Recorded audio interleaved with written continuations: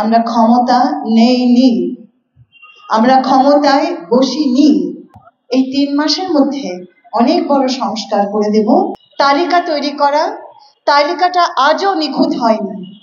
তোমরা প্রফেসর মোহাম্মদ ইউনূসকে ডেকেছো একটি সরকার গঠন করতে, তোমাদের মধ্যে থেকে এসছে। তিনি তার মতো করে একটি দল তৈরি করে সাময়িক একটি সময়ের জন্য এই দায়িত্ব নিয়েছেন। আমরা প্রথম দিন থেকে বলে এসেছি, আজও বলছি, আমরা ক্ষমতা নেইনি, আমরা ক্ষমতায় বসিনি, আমরা দায়িত্ব নিয়েছি এবং এই দায়িত্বটা অত্যন্ত গুরুত্ব সহকারে নিয়েছি, প্রাণপণ দিয়ে নিয়েছি, প্রতিজ্ঞা করে নিয়েছি যে আমাদের এবার কিছু সংস্কার করতে হবে। এত বছর ধরে যে ধারায় আমরা চলেছি সেই ধারায় আর তো চলা যাবে না।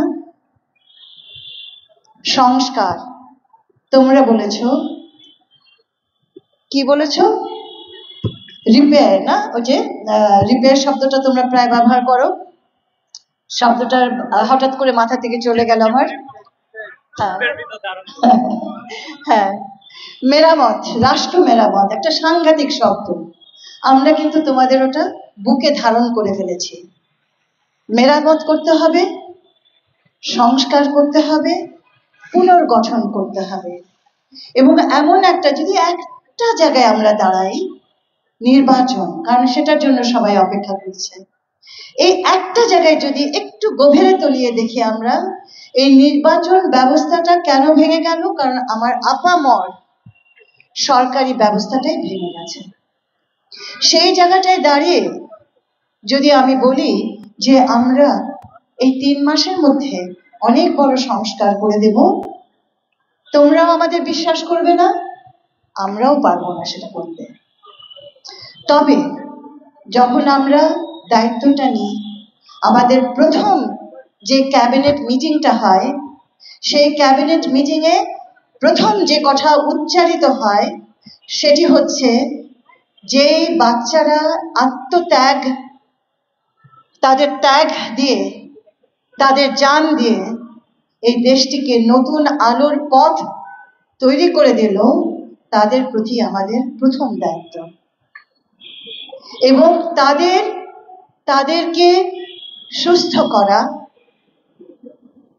তাদের পরিবারগুলোর পাশে দাঁড়ানো, তাদেরকে মূল ধারায় নিয়ে আসা, তাদেরকে জীবন কর্মে ফিরে আনা, এটা আমাদের প্রথম দায়িত্ব।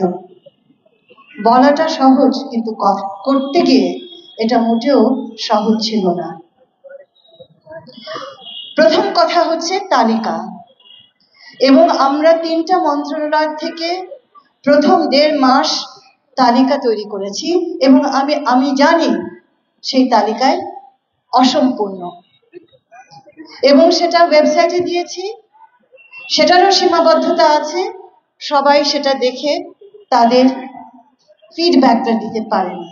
আমি সেই জায়গায় যাব না। তালিকা তৈরি করা, তালিকাটা আজও নিখুঁত হয়নি।